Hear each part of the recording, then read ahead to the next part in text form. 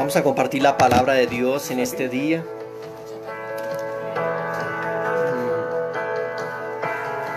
La palabra de Dios que quiero compartir en este día es al respecto del libro de Apocalipsis. ¿Sí? Nosotros estamos siendo hondo, profundo en el libro de Apocalipsis. ¿Sí? Y la palabra que quiero compartir en este día es al respecto del significado de los números. Como que nosotros estamos intentando, todavía no hemos conseguido entrar propiamente en el libro, pero en breve nosotros vamos a entrar en el libro, amén. Y quiero desafiarte a que continúes leyendo el libro de Apocalipsis. Si no comenzaste a leer el libro de Apocalipsis, entonces comienza a leer el libro de Apocalipsis todos los días como un devocional. Léelo un capítulo por día, pero no solamente quiero que lo leas, sino que tú lo puedas masticar, que tú lo puedas rumiar, ¿sabes? En la ley decía que los israelitas deberían comer los animales que rumian, ¿sí? ¿Por qué rumiar? Porque rumiar es usted llevar la palabra y masticarla, ¿sí? No simplemente leerla. La Biblia es un libro diferente de todos los libros y él, por ser diferente de todos los libros, él pide una lectura diferente, y esa lectura diferente es a través de una meditación, de la oración, de leer lentamente, repetidamente y atentamente. Amén. Entonces quiero compartir hoy al respecto. Vamos a leer aquí en Apocalipsis, ¿sí? Vamos aquí en Apocalipsis, si tú puedes abrir tu Biblia. Apocalipsis capítulo 1, ¿sí? Versículo... el versículo, vamos a ver aquí el versículo donde dice, escribe, vamos a comenzar a leer desde el versículo 1, amén. Dice, la revelación de Jesucristo que Dios le dio para manifestar a sus siervos las cosas que deben suceder pronto, y la declaró enviándola por medio de su ángel a su siervo Juan. Versículo 4. Juan a las 7 iglesias que están en Asia. Gracia y paz a vosotros del que es, y el que era, y que ha de venir, de los 7 espíritus que están delante de su trono, y de Jesucristo, testigo fiel, el primogénito de los muertos, y el soberano de los reyes de la tierra, al que nos amó y nos lavó de nuestros pecados con su sangre. ¿Sí? Más adelante entonces el Señor le dice al apóstol Juan, ¿no? Escribe las cosas que viste, las que son y las que han de ser. Entonces quería hablar un poco al respecto, comenzar aquí hablando un poco al respecto de el bosquejo del libro, ¿sí? Entonces el bosquejo del libro del Apocalipsis es muy simple, ¿no? Son 3 cosas. Las cosas que has visto, pasado, las cosas que son y las cosas que han de ser, ¿sí? Son 3 cosas allí.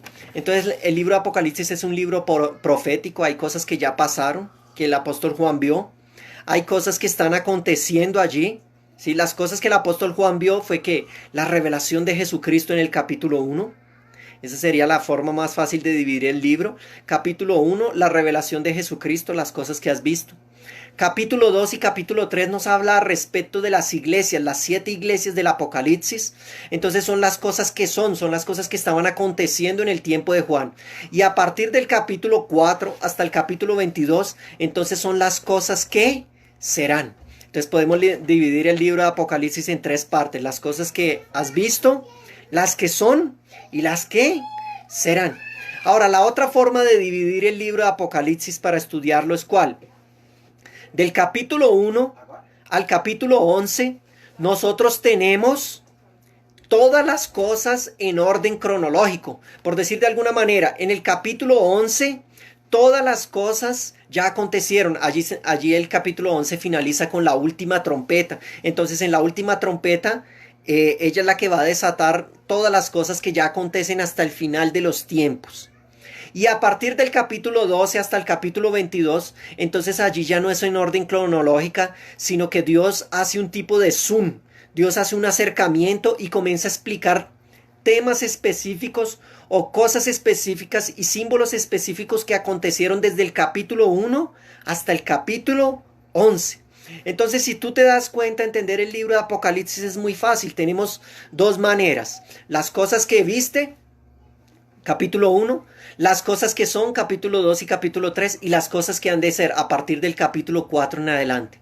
O dividir el libro en dos partes, del capítulo 1 al capítulo 11, acontecen todas las cosas de manera cronológica, y del capítulo 12 al capítulo 22 son explicaciones específicas a respecto de cosas que acontecen del capítulo 1 al capítulo 11. Entonces, por ejemplo, del capítulo 12 al 22 nosotros vemos una explicación específica respecto de la Nueva Jerusalén.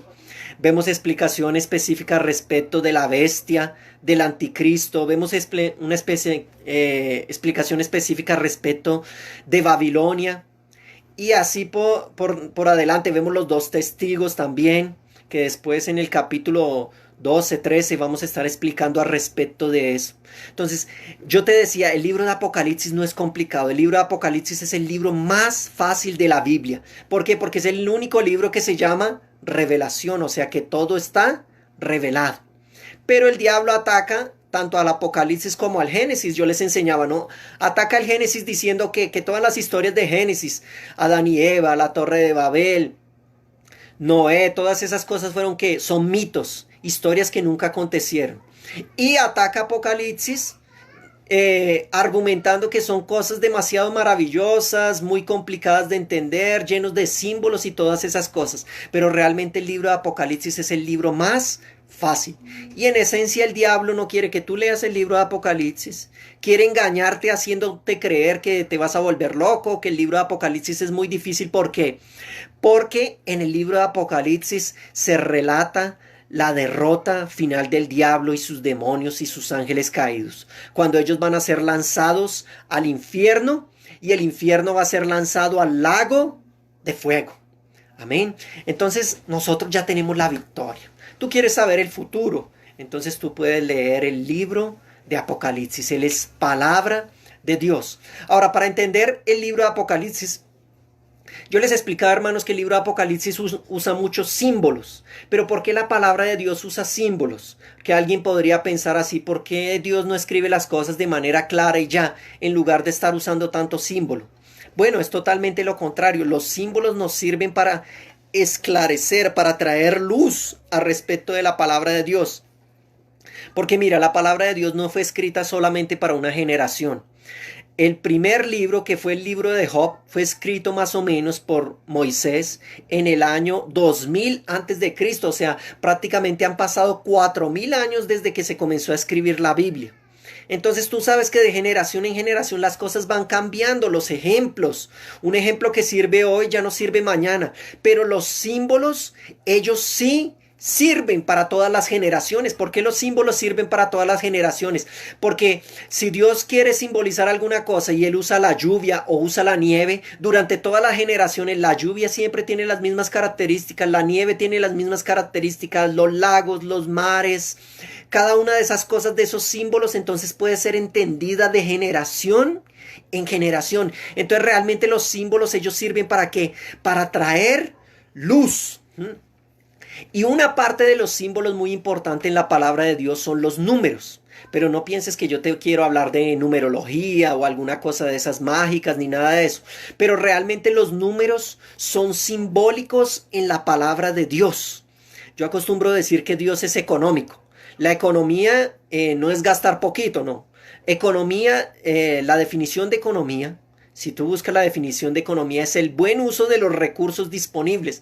Entonces Dios es económico. Todo lo que está escrito en la palabra de Dios tiene un significado, tiene un porqué y tiene allí una razón de ser. No hay nada en la Biblia que fue escrito así porque, coloquémoslo ahí porque sí. No, todas las cosas en la Biblia tienen una razón de ser. Entonces los números también hacen parte de la simbología. Y tú ves que los números también son los mismos durante todas las generaciones que van pasando. Los números también son los mismos. Entonces cada número en la Biblia tiene una simbología. Así que si nosotros comenzamos viendo, nosotros vamos a comenzar viendo, por ejemplo, el número 1. Los números básicos, mis amados hermanos, son los números del 1 al 7. ¿Sí? Esos son los números básicos, del 1 al 7. Ahora, Si nosotros comenzamos mirando el significado del número uno, nosotros vamos a ver que el significado del número uno es ¿cuál? Armonía. ¿Por qué armonía? Porque Dios es uno solo, ¿sí? Hay un solo Dios, ¿sí? Hay un solo Padre. Entonces, el número uno simboliza en cierta manera que armonía. Cuando nosotros también tiene un significado de que de comienzo, de primero. Entonces, por ejemplo, en la Pascua, cuando el pueblo de Israel celebró la Pascua, la primera Pascua fue en el mes de Abib. Sí, los nombres en Israel tienen sus nombres en hebreo, no vamos a entrar en eso ni nada de eso. Lo que nosotros queremos es extraer la vida. Ese primer mes, ese mes de Abib, no era el primer mes del calendario, pero después de la Pascua pasó a ser el primer mes. Así pasa también en nuestras vidas, cuando nosotros tenemos dos fechas de nacimiento. La fecha en que tú naciste en la carne y el día que tú naciste en el Espíritu. El día que tú naciste en el Espíritu, que tú experimentaste la Pascua, comiste del Cordero. ¿Sí? ¿Qué significa? Que tu vida comenzó. Ese primer día cuando tú recibiste a Cristo se torna el primer día de tu vida. Entonces, el primero siempre pertenece a Dios. En la Biblia, tanto el primero de los animales, el primogénito de los animales, como el primogénito de los hombres, pertenece a Dios. Entonces siempre era necesario realizar que un sacrificio, cuando alguien tenía un hijo primogénito, tenía que realizar un sacrificio para redimir al primogénito. Ese es un principio importante, hermanos, porque lo primero siempre pertenece a Dios. Siempre nosotros debemos dar lo primero. Dios no quiere ser el segundo, Dios quiere ser el primero. Por eso nosotros estamos reunidos en este culto hoy, que el primer día de la semana. Dios es el primero. ¿Por qué nosotros damos el diezmo? Porque Dios es el primero. Siempre debemos apartar lo primero para Dios.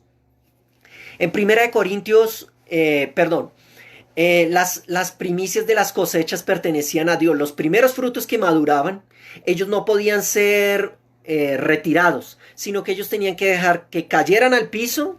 Y bueno, eso pertenecía ¿a quién? A Dios. Dios tiene que ser siempre lo primero en nuestras vidas. Cuando tú te levantes, ¿qué es lo primero que tú debes hacer? Leer la Biblia. Orar. Dios debe ser el primero. Y yo te digo una cosa, Dios honra a los que lo honran. Coloca a Dios en primer lugar y verás que muchas cosas en tu vida van a cambiar. Prioriza a Dios. Sabes, disculpas siempre van a existir. Pero cuando tú colocas a Dios en primer lugar, Dios te honra y Él derrama gracia abundante sobre tu vida. Tú tienes que hacer muchas cosas durante el día. Coloca a Dios en primer lugar y vas a ver una cosa. La gracia de Dios va a fluir en tu vida. El tiempo te va a rendir. Todo va a ser bueno. Va a pasar las cosas. Va a haber gracia. Va a fluir. Ahora, cuando uno deja a Dios en último lugar, ¿qué pasa? Pues muchas veces no experimenta de esa gracia. Las cosas no fluyen. Las cosas no avanzan. Y pensamos, ¿pero por qué? ¿Por qué este problema? ¿Por qué lo otro? Coloca a Dios en primer lugar. Entonces ese es el significado del número 1. Ahora, el número 2, nosotros sabemos que Dios es Padre, Hijo y Espíritu Santo. Entonces, el número 2, en cierta manera, simboliza al Hijo, ¿sí? Nosotros sabemos que Jesús es el número 2, ¿sí? Primera de Corintios capítulo 15, versículo 45 y Romanos 5, nos dicen que Jesús era ¿quién? El segundo Adán. El primer Adán, él cayó en la tentación, pero el segundo Adán, él fue aprobado. ¿Sabes una cosa interesante al respecto del segundo? Dios rechaza el primero y Dios acepta el segundo. Dios rechazó a Esaú, que fue el primero, pero Él aceptó a Jacob, que era el segundo. Es lo que la palabra de Dios nos dice en el libro de Amós. Dios aborreció a Esaú, pero amó a Jacob. Entonces el número 2, Él representa ¿a quién? Al Hijo. Y otra cosa que el número 2 simboliza es ¿cuál? La comunión. Tú sabes que la unidad mínima de comunión es 2 personas. Si tú estás solo, no estás teniendo comunión con nadie. Por eso la palabra de Dios nos dice, donde hay 2 o 3 reunidos en mi nombre, entonces allí yo estoy en medio. Entonces la unidad mínima de comunión es ¿cuántas personas? 2 personas. El número 2 también representa el testimonio. ¿Te acuerdas cuando Jesús envió a los discípulos? Los mandó ¿de qué? De 2 en 2. ¿Para qué? Para que testificaran al respecto de la palabra de Dios. En la ley, cuando alguien iba a acusar a alguna persona, no era aceptada la acusación, a no ser que hubieran ¿cuántos? Dos testigos. Y nosotros también vamos a ver más adelante en Apocalipsis capítulo 11. Sí, eso es importante que tú lo puedas entender, que allí nos habla respecto de los dos testigos, que ellos son dos profetas que van a estar allí durante la gran tribulación, que profetizando, haciendo milagros, testificando de la palabra de Dios. Ahora, el número 2 también puede tener un significado negativo. Es necesario que la sabiduría de Dios para que nosotros podamos aplicar la palabra de Dios, porque el número 2 también puede significar que división. Di significa dos y visión, dos visiones. Por eso hay que muchas divisiones. Por eso es importante que lo que nosotros estamos edificando, hermanos, nosotros no tenemos una unidad aquí por causa de cosas externas, por causa de un documento que nosotros firmamos aquí de que vamos a andar juntos, no, sino que nosotros tenemos una unidad porque hemos entendido que queremos andar en unidad de propósito, edificar de la misma manera, edificar con oro, con plata, con piedras preciosas, edificar como los apóstoles edificaron a través de las casas. Creemos lo mismo, que cada creyente es un sacerdote. Entonces eso es lo que trae que unidad de propósito a nuestras vidas. Ahora, el número 3, vamos avanzando aquí. El número 3 es un número muy importante, hermanos. Los números así más importantes son el 3, el 7 y el 12, que esos tres números en cierta manera simbolizan ¿qué? Plenitud. Entonces, tú sabes que el número 3 en relación a Dios, pues Dios es que Padre, Hijo y Espíritu Santo. Son esos tres, representa la armonía, ¿no? Por ejemplo, la música. La música tiene tres partes. ¿Cuáles son las tres partes de la música, mis amados hermanos? Las tres partes de la música son ¿cuáles? Melodía, armonía y ritmo. Entonces, el número 3 nos habla de algo completo. ¿Ustedes se acuerdan cuántas veces Jesús oró en el Getsemaní? Jesús oró ¿qué? 3 veces. ¿Cuántas veces el apóstol Pablo oró a Dios para que le quitara el espino en la carne? 3 veces. No quiere decir que nosotros vamos a orar 3 veces por todo, no.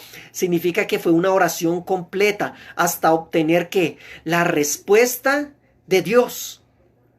Entonces este número 3 representa completo, pleno. El apóstol Pedro negó a Jesús ¿cuántas veces? 3 veces. Pero ¿cuántas veces Jesús lo hizo confesar que lo amaba? 3 veces. ¿Cuántos son los que dan testimonio en la tierra? Dice el libro de Primera de Juan, ¿no? 3 son los que dan testimonio en la tierra: el espíritu, el agua y la sangre. Entonces, este número 3 representa que algo completo. El número 3 en la Biblia es que completo. Es que la cosa está que completa. Si ahora estos números que yo te estoy hablando, no es que tú vas a aplicar esto en todas las áreas de la vida, que tú vas a leer un libro de matemáticas, de biología, y entonces le vas a aplicar esto. No, esto que te estoy hablando es que simbología bíblica. Y como te decía, los números tienen esos símbolos, ese entendimiento, representan alguna cosa para que cuando tú puedas leer la Biblia, pues tú puedas leer y entender mejor lo que la Biblia está queriendo decir. Ahora quiero hablar de este número 4. Este número 4 me gusta mucho, es el número de la creación. El número 4 representa la creación. Tú sabes, allí en Apocalipsis capítulo 8, la Biblia dice que habla respecto de los 4 vientos de la tierra. Ahora, no quiere decir que la tierra tiene solamente 4 vientos, tiene muchísimos más vientos. Pero estos 4 vientos abarcan todo lo que representa la tierra. ¿Cuántos elementos son, no? Los que han visto películas, Matrix, esas cosas, ¿cuántos elementos son? Son 4 elementos, ¿cierto? Aire, tierra, fuego y agua. Los 4 elementos. ¿Cuántas estaciones nosotros tenemos? 4. Invierno, otoño, primavera y verano. ¿Cuántos puntos cardinales nosotros tenemos? 4. Norte, sur, oriente y occidente. Entonces el número 4, él representa la tierra, es el número de la tierra, mis amados hermanos. Ahora una cosa interesante es cuántos evangelios son.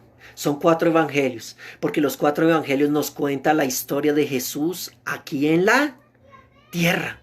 Cuando Jesús contó la parábola del sembrador, él habló que habían 4 tipos de terreno, 4 tipos de corazón, porque esos 4 tipos de corazón o de terreno representan que toda la humanidad. Y en los juicios en Apocalipsis, más adelante nosotros vamos a ver, cuando se desatan los 4 primeros sellos, nosotros vemos que ese juicio sobre la tierra viene de 4 maneras: guerra, hambre, enfermedad y terremotos. Esos vienen sobre la tierra. Entonces el número 4 es el número de ¿qué? El número de la creación. Ahora el número 5, mis amados hermanos, es el número de la responsabilidad. Él simboliza responsabilidad, ¿sabes? ¿Cuántos dedos nosotros tenemos en la mano? 5 dedos. ¿Cuántos dedos nosotros tenemos en cada pie? 5 dedos también. ¿Tú te acuerdas de la parábola de las vírgenes allí en Mateo capítulo 25? ¿Tú sabes cuántas vírgenes prudentes había y cuántas vírgenes insensatas había? 5 prudentes y 5 insensatas.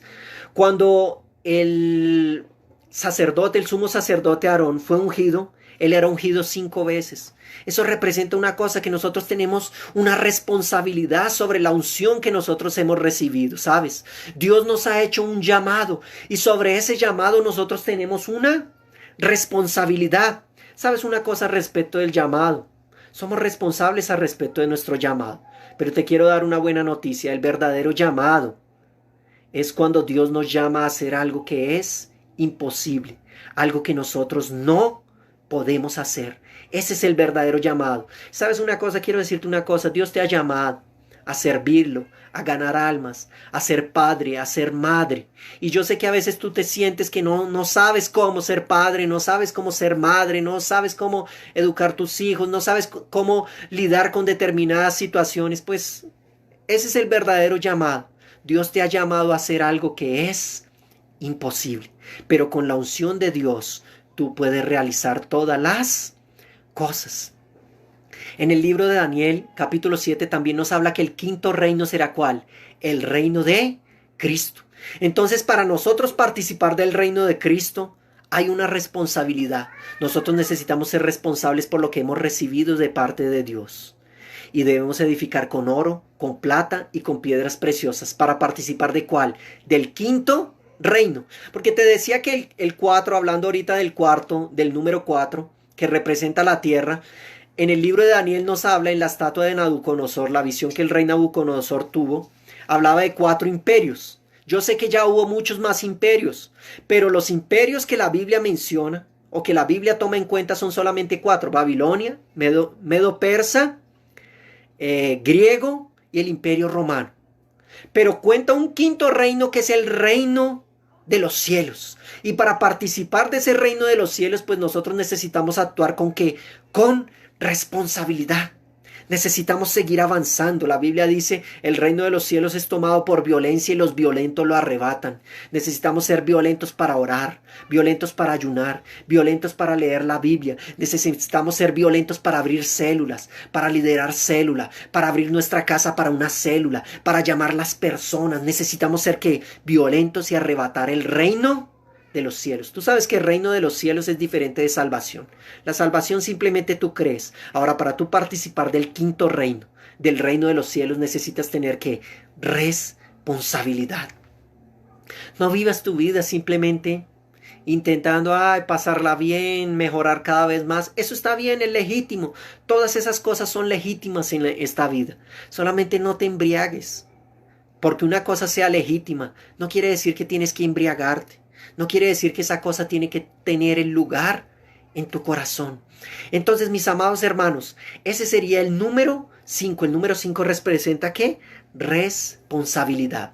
Ahora, quiero hablar del número 6. Este número 6 aquí es importantísimo. Quería que tú también lo guardaras en tu corazón y lo estuvieras meditando. El número 6 es el número del hombre sin Dios y es el número del diablo. Ahora, sabemos que ese número es famoso, ¿no? Todos saben que el número de la bestia es ¿cuál? 6, 6, 6. 3 veces 6, ¿no? Hablábamos que el número 3 representaba que algo completo, algo pleno. Ahora, 6, 6, 6 es la plenitud del humanismo, del hombre en el centro, del ego del hombre totalmente que independiente de Dios. Por eso que el número del anticristo es ¿cuál? 6, 6, 6. Entonces el anticristo va a ser algo que completamente humano y completamente que diabólico. El 6 es el clímax, es el ápice, es la parte más alta de la independencia humana.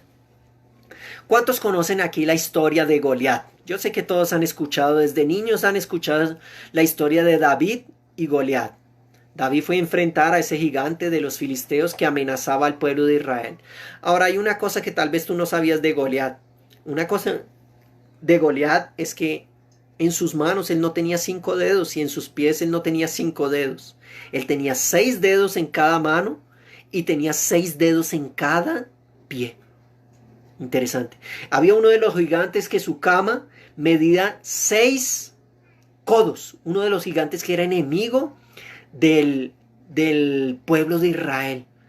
Entonces el número 6 representa que la plenitud del humanismo. Hoy nosotros vemos mucho esa cuestión del humanismo, ¿no? Que el hombre en el centro, que el hombre es su propio Dios, que no necesita de Dios. Eso es el humanismo. El mundo entero camina hacia dónde? Hacia el humanismo. El hombre en el centro, pero nosotros no somos humanistas. Nosotros somos cristocéntricos. Cristo en el centro. El hombre siempre ha querido ser independiente de Dios. Hay una historia, ¿no? Claro, es una ilustración de que un día un científico desafió a Dios. Le dijo, Dios, nosotros conseguimos hacer todas las cosas que usted hace.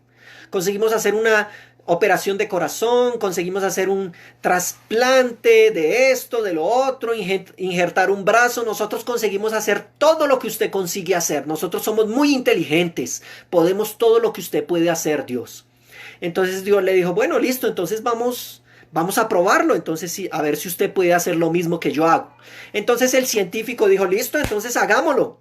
En ese momento Dios dijo, pues entonces comencemos por el principio. Lo primero que yo hice allí fue hacer un hombre con barro. Entonces, bueno, haga lo mismo. Entonces el científico dijo, listo, voy a hacer lo mismo. En ese momento el científico se agacha para coger el barro. Y cuando se agacha para coger el barro de la tierra, Dios le dice, espere un momento, búsquese su propio barro. Entonces nosotros vemos que el hombre, por más que quiere ser un Dios, él no es un Dios. Dios está por encima de todos. Y este número 6, cuando tú encuentres el número 6, él representa el número del diablo y el número del hombre en el centro. Por eso el número de la bestia es ¿cuál? 666. Y ese nosotros lo vamos a ver en Apocalipsis. Pero cuando tú leas ese 666, más adelante, en tu lectura diaria del libro de Apocalipsis, tú ya vas a saber lo que significa. Amén. Ahora, este número 7... el número 7 también es un número muy importante. Les decía que hay 3 números, casi los más importantes, el 3, el 7 y el 12. Los 3 significan que perfección, algo completo. Pero solamente que el 3 significa perfección en relación a Dios. Ahora el 7 significa perfección en relación a la acción de Dios en el tiempo, ¿sí? Entonces, por ejemplo, el sábado. ¿El sábado es cuál día? El día séptimo. Dios hizo el día séptimo para que el hombre que descansara.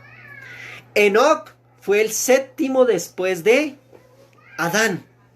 Noé entró en el arca y cuando Noé entra en el arca, la Biblia dice que hubo 7 días más de gracia antes de que cayera la lluvia, pero nadie se arrepintió. Entonces tú ves que este número 7 se refiere a que Dios actuando en medio del tiempo. Jacob sirvió a Labán para obtener su esposa durante ¿qué? 7 años. Hablando al respecto de eso, ¿no? Feliz día a todas las madres, a todas las que son madres, esposas, tienen hijos. Bueno, todas tengan un feliz día. Amén. Egipto. ¿Ustedes se acuerdan cuando José interpretó el sueño del faraón? ¿Eran cuántos años de abundancia y cuántos años de escasez? 7 años de vacas gordas y 7 años de vacas flacas. El candelabro que representa las iglesias, él tiene ¿cuántos tubos? ¿Cuántas astas? Tiene 7 astas. La sangre era aspergida, ¿no? Cuando una persona era espiada o cuando un leproso era purificado, era aspergida ¿cuántas? 7 veces. La fiesta de los panes sin levadura duraba ¿cuánto? 7 días. La fiesta de los tabernáculos duraba 7 días.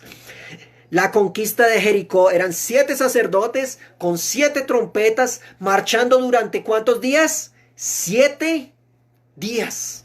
Entonces el número 7 nos habla de algo que completo. ¿Cuántas veces que Naamán, el general del ejército sirio que era leproso, tuvo que sumergirse en el río Jordán? 7 veces. Después de que Dios restauró a Job, él tuvo ¿cuántos hijos? 7 hijos. Hay una cosa que tú debes ya haber escuchado en Semana Santa. Este año fue algo extraño porque no tuvimos una Semana Santa, no tuvimos nuestra celebración de Pascua, el culto allí en el local ni nada de eso. Pero tú ya debes haber escuchado el muy famoso sermón de las 7 palabras que Jesús dio en la cruz. ¿Sí? En Hechos de los Apóstoles, ¿cuántos diáconos habían? Había 7 diáconos. Jesús contó 7 parábolas al respecto del reino de los cielos. ¿Y sabes cuántas iglesias son en Apocalipsis? 7 iglesias. Y Juan vio el cordero como inmolado, que había sido inmolado desde la fundación del mundo, con 7 ojos y con 7 cuernos. Entonces el número 7, perdón, nos habla respecto de que de algo completo. Nosotros para contar usamos mucho de 10 en 10, pero los judíos realmente ellos seguían es que de 7 en 7. Ahora otro número que yo quiero hablar aquí es el número 8, mis amados hermanos. El número 8 es uno de los números más preciosos porque él nos habla de que de un nuevo comienzo. ¿Tú sabes cuál fue el día que Jesús resucitó? Jesús resucitó el día 8. El día que Jesús resucitó, el día que Jesús nació en nuestros corazones, nosotros resucitamos juntamente con Él. Nosotros tuvimos que un nuevo comienzo. Cuando Noé y su familia salen del arca después del diluvio, toda la población, toda la humanidad había sido extinta. Solamente sobró Noé, sus hijos, sus nueras. ¿Y sabes cuántas personas eran? Eran 8 personas, indicando que estaba dando inicio a un nuevo comienzo. El rey David, ¿sabes qué número de hijo era? El rey David era el 8º hijo. ¿Sí? Entonces, las primicias se entregaban ¿cuándo? ¿Cuándo que nosotros entregamos las primicias? ¿Cuándo que entregamos el diezmo? ¿Cuándo que nosotros ofrendamos? El día 8. Entonces, el día 8 nos habla de un nuevo comienzo. Cuando el sumo sacerdote era consagrado, él solamente podía trabajar después del 8º día que había sido consagrado. Hubo una ocasión en que Jesús llegó y le dijo a sus discípulos,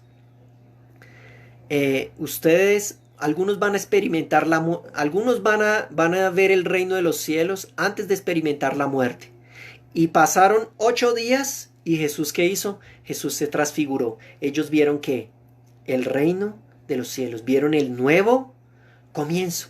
Entonces este número 8, ¿sabes qué? Dios tiene un nuevo comienzo para tu vida. ¿Por qué que nosotros nos congregamos los domingos? La Biblia dice que los hermanos, el apóstol Pablo dice, recojas en las ofrendas el día 8. Hay una expresión interesante allí en el libro de Apocalipsis, en el capítulo 1, que el apóstol Juan, él dice, él estaba exiliado en una isla, pero él dice, estaba yo en el Espíritu en el día del Señor. Entonces es interesante que el Señor tiene un día, ¿no? ¿Y ese día es cuál?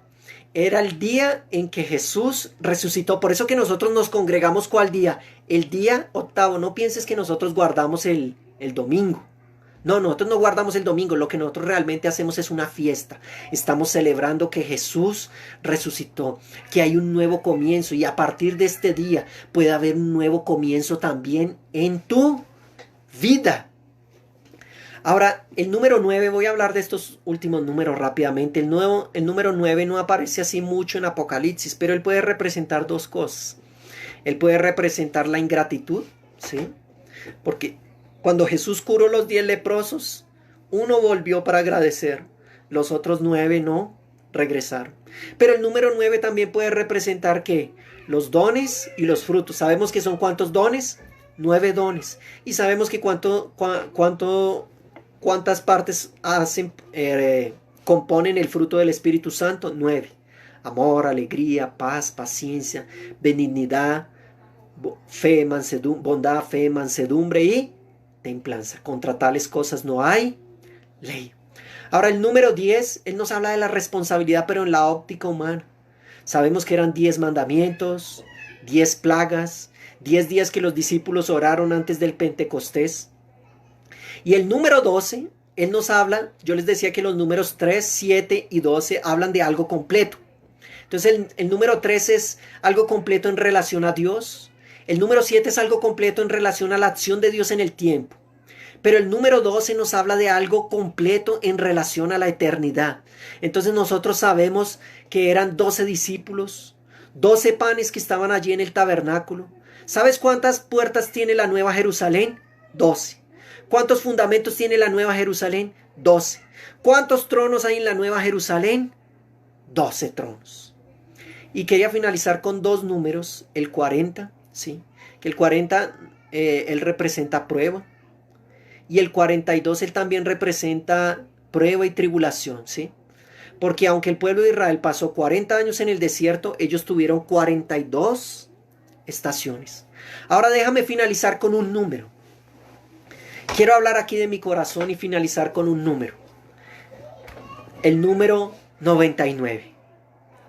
Ese número 99 es el número de las ovejas que Jesús dejó allí en el aprisco guardadas para ir atrás de la oveja perdida, ¿sabes?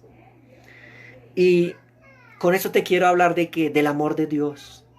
Dios te conoce por tu nombre. No pienses que porque Dios tiene millones y millones de hijos en el mundo, Él se ha olvidado de ti.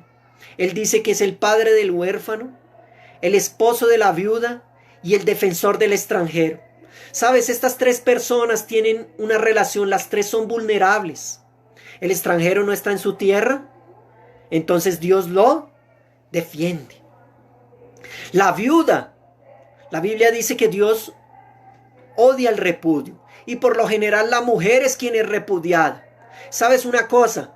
Cuando tú, mujer, fuiste repudiada, Dios dice que no se olvida de ti, que Él te conoce por tu nombre, así como esa única oveja. Eran 100 ovejas, una se perdió, pero Dios sabía el nombre de esa oveja, Dios conocía esa oveja. Entonces, Dios es tu marido, Dios te protege, Dios te está diciendo, yo estoy contigo, yo te sustento. Ahora, el huérfano es aquel que perdió a sus padres, a su padre o a su madre. Y Dios también te dice que yo te cuido, yo te protejo, yo estoy contigo, tú cuentas conmigo. Aunque no tengas padre o no tengas madre, yo estoy contigo. Ese es el significado así que yo quería hablar al respecto de este número 99. ¿Sabes una cosa? Dios te conoce por tu nombre y Dios te ama. Y Él no se ha olvidado de ti. Él escucha tus oraciones. Tú solamente necesitas hacer una cosa, igual esta oveja. Cuando el pastor llegó y encontró la oveja, el pastor tomó la oveja y la cargó en sus hombros. Y la Biblia dice que esta oveja se había arrepentido, pero esa oveja no hizo nada. La oveja se perdió, el pastor la buscó, el pastor la encontró, el pastor la cargó en los hombros y el pastor hizo una fiesta cuando llegó la oveja, no hizo nada. Pero hubo una sola cosa que la oveja hizo, se dejó cargar en los hombros del pastor. Déjate cargar en este día en los hombros de tu pastor. El Señor es tu pastor y nada te faltará. No rechaces la gracia de Dios. Descansa. ¿Sabes cuándo tú puedes saber que tienes una fe verdadera? Cuando tú descansas. Cuando tú oras al respecto de algo y descansas. Esa es la fe verdadera. La fe que trae ¿qué? Descanso. Porque tú no puedes orar al respecto de algo y continuar angustiado. ¿Cuál es la señal de que tú creíste realmente? Que tú oras y ahora tú puedes ¿qué? Descansar. Amén. Y tú eres esa oveja separada de las 99 que el Señor lleva ¿para dónde? Pastos verdes, aguas de descanso, aguas tranquilas. ¿Sabes una cosa? Dios va a llenar tu mesa, como dice el Salmo 23. Pones una mesa delante de mis enemigos. Ahora, este versículo es interesante. ¿Cómo hace una mesa delante de mis enemigos? No somos acostumbrados a sentarnos con los enemigos. Ni siquiera somos acostumbrados a sentarnos a comer con alguien que no conocemos.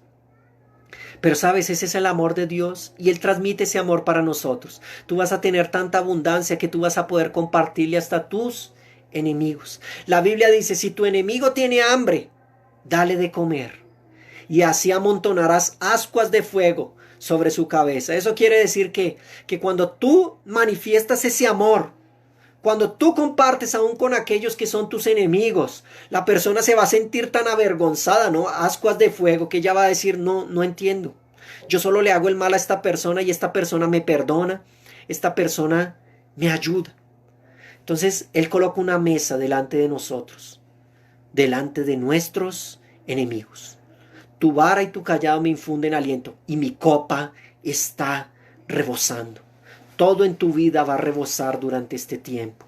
Dios no quiere darte solo un poco, no quiere darte bastante, sino que Dios quiere darte que rebose. ¿Sabes para qué? Para que tú puedas compartir con otros. El propósito de la prosperidad es que nosotros tengamos para dar para otros. Fue lo que el apóstol Pablo dijo. Trabaje con sus manos para que usted tenga con qué compartir a aquellos que tienen necesidad. Entonces quería dejarte con esa enseñanza hoy. Estamos siendo cada vez más profundo en el libro de Apocalipsis.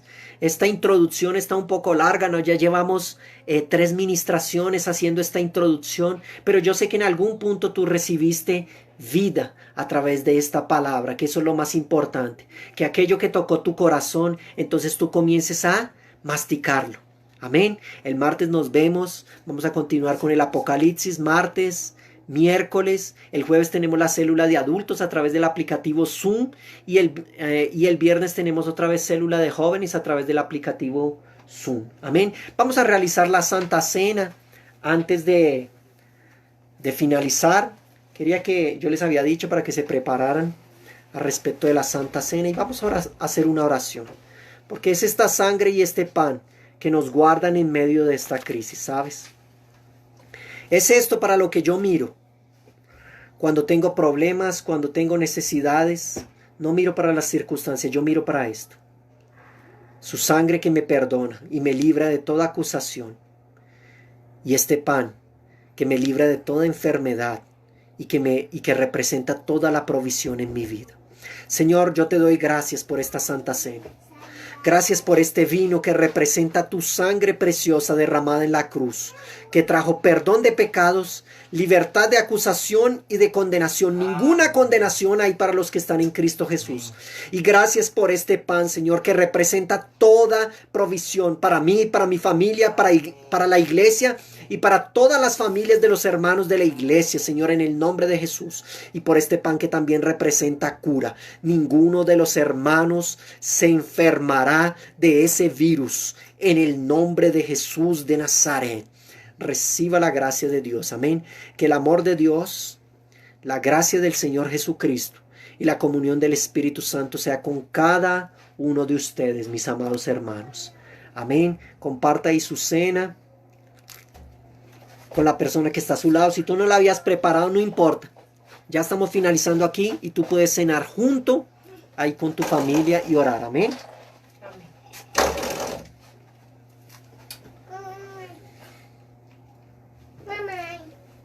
El vino es la alegría del Espíritu Santo. Amén. Él representa la alegría del Espíritu Santo. Gloria a Dios. De aquí a poco voy a estar compartiendo este WhatsApp en los grupos. Amén. La palabra. Y quiero que usted comience a compartir esa palabra con sus familiares, con sus amigos. Vamos a ganar almas.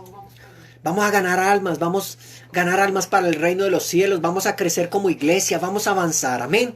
Entonces esparza esos audios para el mundo todo. Amén. Quería saludar aquí a los hermanos, a Ruth, Daniela. Saludar a Clayton Klein. Clayton Klein es brasilero. Es brasilero Clayton Klein. Sí, Juan. sí. Clayton De Klein. Montenegro. Paz do Senhor. Montenegro. Cidade bonita, limpa. Ruth Aguiar de São Leopoldo. Sheila Vaquero y su hijo Oscar sean llenos del Espíritu. César, Susana, en el nombre de Jesús. Cherres, Nelson, Rubén, la familia Cherres. Saludamos a su esposa. Saludamos a sus hijos, a la señora Ana, hermana Marta, Consuelo, saludamos a Consuelo y a Camila, esas amadas hermanas en Cristo. Marta, hermana Marta, también la saludamos a usted, a los gemelos, a Simón y Samuel. Amén, gloria a Dios. En breve estaremos abriendo una célula allá en su casa, cuando Dios lo permita también, ¿no, hermana Marta? Ganar esa gente del Eduardo Santos. Amén, gloria a Dios, mis amados hermanos, los amo en Cristo Jesús, ustedes son una bendición. Vamos a pasar por esto y vamos a salir fortalecidos, amén, porque cuando somos débiles, entonces somos fuertes. Y tu gracia me basta, porque tu poder se perfecciona en la debilidad, amén. Entonces estamos en Cristo, esa es la clave de todo, Cristo, Cristo en vos, Cristo en vosotros, la esperanza de la gloria. Amén. Dios los bendiga, mis amados hermanos. Un abrazo en Cristo Jesús.